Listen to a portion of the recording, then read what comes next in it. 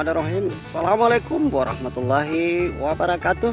Kembali lagi bersama kami di Info Ragam Pertanian. Salam pencinta tanaman, salam berkebun.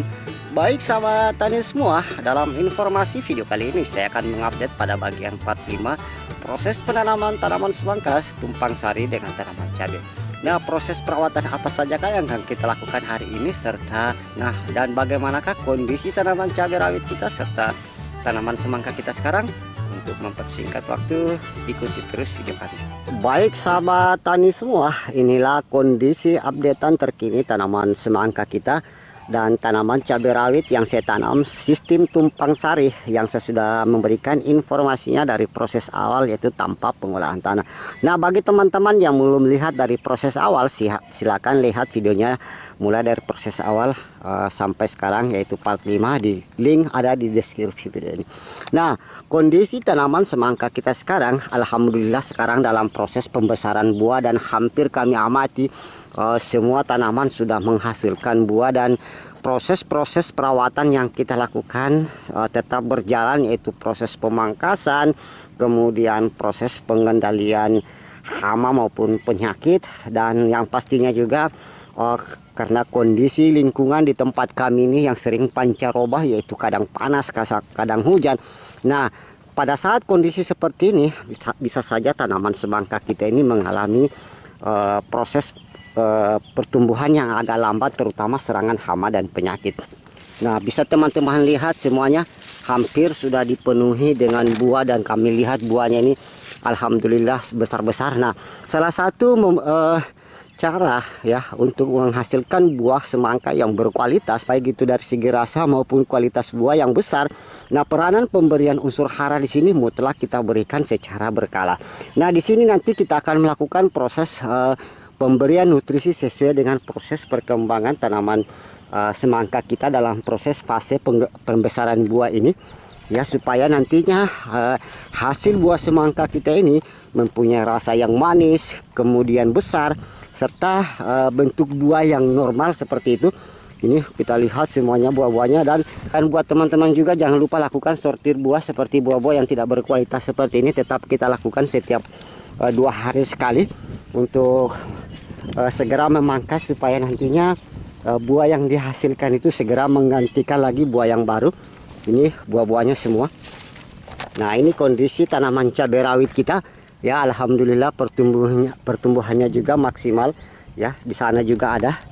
Kemudian ini semangka, cabai, semangka, dan selanjutnya seperti itu. Nah, baik, kita langsung saja untuk langkah pertama. Kita akan melakukan dulu proses penyemprotan lewat daun, yaitu dengan pemberian pupuk.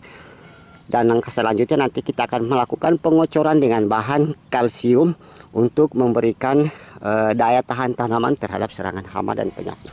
Baik sahabat tani semua, dalam proses fase generatif, nutrisi ya, baik itu unsur hara makro maupun mikro, peranannya sangat luar biasa, terutama kandungan yang mengandung kalium, kemudian magnesium, sulfur, dan boron. Ini sangat berperan sekali dalam proses perkembangan buah, supaya menghasilkan tanaman yang berkualitas, dan juga pastinya dapat mencegah serangan penyakit, terutama penyakit serangan akibat kresek atau blast.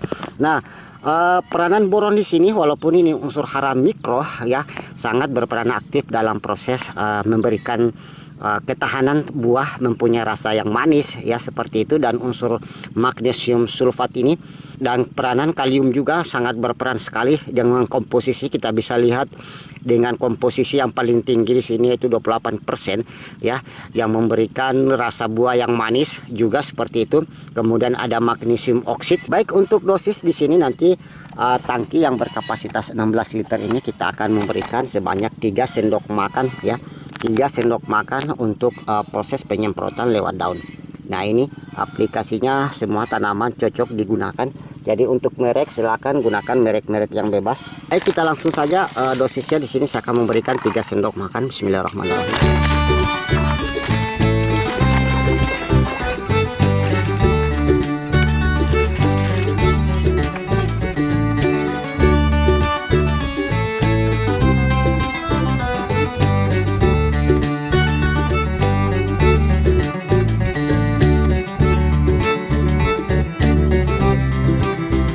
Baik sahabat tani semua, nah selain proses penyemprotan lewat daun, hal yang utama juga kita lakukan adalah pengocoran lewat lahan atau tanah seperti itu.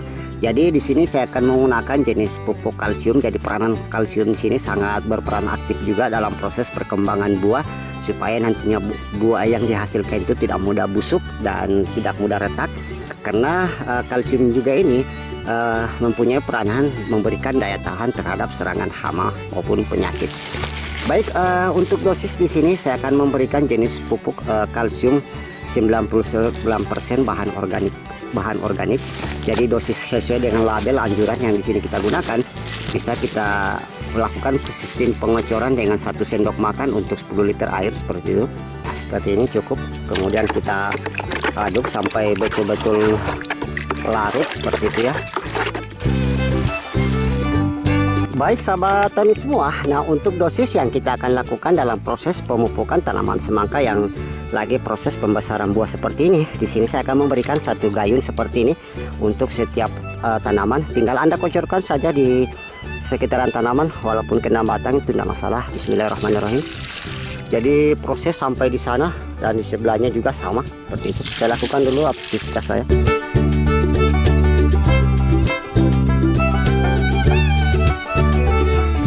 Nah, langkah selanjutnya untuk perawatan semangka kita akan melakukan sortir buah. Jadi contoh buah-buah yang tidak berkualitas seperti ini, dan saya sudah kumpulkan seperti ini semua jenis-jenis buah yang tidak abnormal. Ini segera kita lakukan pelepasan atau pemangkasan supaya nantinya buah yang pada bagian atas akan tergantikan dengan kualitas buah yang bagus seperti itu. Dan jangan lupa lakukan juga pemangkasan secara rutin, terutama cabang-cabang tersier seperti ini. Nah, ini yang keluar dari cabang utama ini harus kita lepas semuanya. Contohnya seperti ini teman-teman. Jadi proses pemangkasan ini mutlak kita lakukan minimal 2 hari sekali, karena tunas airin perkembangannya sangat cepat sekali. Jadi sering kita akan mengontrol. Contoh ini tunas-tunas air yang banyak tumbuh liar seperti ini. Ini karena akan menghabiskan saja nutrisi. Ini cabang-cabangnya semua kita lepas. Nah, ini buahnya yang sudah mulai membesar. Nah, ini oke. Langkah selanjutnya sama yang akan kita lakukan proses yang lainnya. Nah, ini contohnya kita lepas. Nah, ini contoh buah yang tidak berkualitas. Jangan kita sayang, kita lepas saja secara cepat supaya nanti bisa menggantikan buah pada bagian atasnya. Jadi hasil pemangkasan ini teman-teman jangan dibuang sembarang, karena ini bisa saja mengundang datangnya penyakit. Jadi baiknya kita lakukan pengumpulan dan kita buang atau kita kubur di tempat jauh. Baik, saya lakukan dulu aktivitas proses pemangkasan, dan langkah selanjutnya nanti kita akan melakukan perawatan pada tanaman cabai.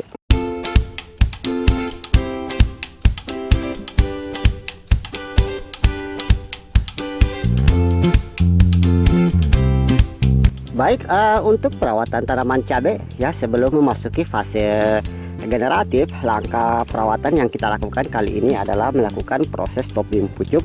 Jadi tujuan topping pucuk sudah banyak juga saya bahas di video-video saya sebelumnya tentang menanam cabai di lahan. Jadi kita akan memotong pucuk ini seperti ini ya, nantinya akan merangsang tunas-tunas baru dari samping seperti itu. Dan ini prinsipnya sama semua yang kita akan lakukan nanti. Jadi semua tanaman cabai ini kita lakukan proses topping pucuk kali ini.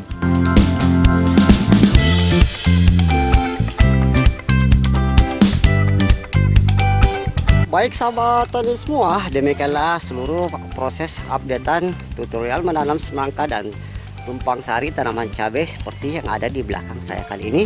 Nah, kalau ada yang belum jelas dari informasi yang kami sampaikan, silahkan berkomentar di bawah video atau hubungi layanan yang kami di bawah ini. Sampai jumpa pada informasi part selanjutnya. Demikian, assalamualaikum warahmatullahi wabarakatuh. Salam pencinta tanaman, salam berkebun.